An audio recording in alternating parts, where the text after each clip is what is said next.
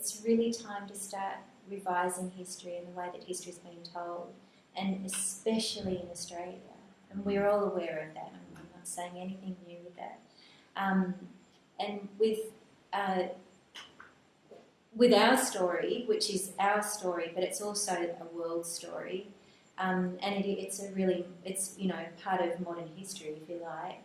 But like I said, Tahitians thought of it as an English history, but actually it's a Pacific history, and so that whole revisionist way of looking at the past is really important, and looking at new sources, because traditional sources are just what somebody wrote down, and who wrote it.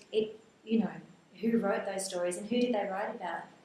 They didn't write about the underclass. So that whole thing is really, really important to relook. So for Australian students, for example, I think our history is probably a really good way in, as long as you don't get caught up by the mythology of the bounty, because that's something people are still talking about, the drama between blind and Christian.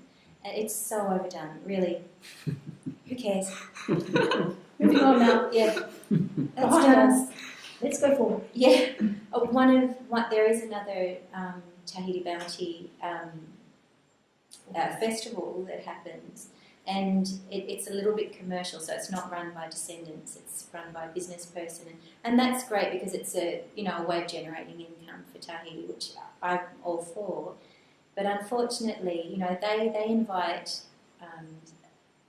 somebody that's very well known, Glenn Christian, and they also invite Morris Bly, and they play this whole thing out still, and it's 200 years later in Tahiti.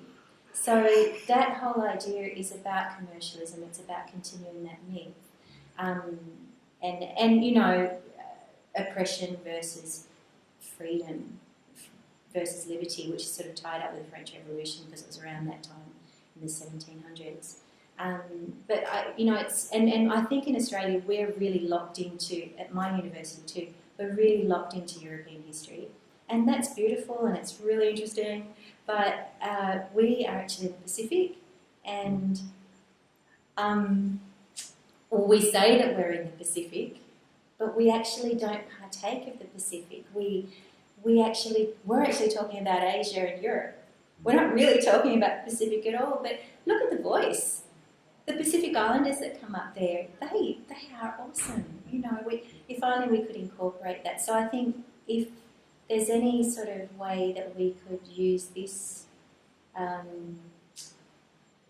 my children have come to Australia and come to towns where there's very little Pacific history known, and that's kind of sad. So the movie Moana came on, and whereas I'm a little anti some of the things with that movie, that they've focused on Pacific ideologies and Pacific ways of doing things. It was beautiful to go to, and you felt a little bit energised from that. And I think there's a lot that people can take away from. Also, multiculturalism, looking at other people's stories. We are part of a world of people. We're not just part of European history, traditional sources. And that's my big thing. It's traditional sources are things that have just been written down by a particular set of people, and so they express a particular set of ideologies and perspectives, way of looking at the world, whereas objects are such important primary sources. If you can just think about that, I think it's a really important thing. We're lucky in Australia, we have really amazing museums. Yeah.